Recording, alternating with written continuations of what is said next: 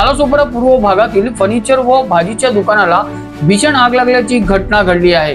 बुधवारी रात्री 2 वाजता ही आग लागली होती। अग्निशमन दलाने आगीवर नियंत्रण मिळवून आटोक्यात आणली आहे। या आगीत 4 ते 5 दुकानं जळून खाक झालेली आहे। नालासोपारा पूर्व स्थानकाच्या परिसरावर भाजी विक्रेत्या व फर्निचर आणि चप्पल अशी एकामेकाला लागून दुकानं आहेत।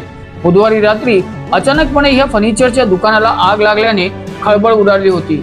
आगीचा तीव्र अधिक असल्याने आग ही बाजूला लागून असलेल्या भाजीच्या व चप्पलच्या दुकानावर पसरली होती। याची माहिती वसई विरार महानगरपालिका अग्निशमन दलाला मिळताच घटनास्थळी पोहोचून आगीवर नियंत्रण मिळवलेले आहे। नेमकी आग कोणत्या कारणामुळे लागली याची अजूनपर्यंत समजू शकलेले नाही। या आगीतील दुकानातील माल व साहित्य जळून खाक झाल्याने दुकानाचे मोठे नुकसान झालेले आहे। एवढी या भागातील नागरिकांची मोठी वर्दळ असल्याने मात्र रात्रीची वेळ असल्यामुळे दुकानं बंद होत्या, त्यामुळे मोठी दुर्घटना टळली आहे। Bureau report, news junction TV, Nalasopara.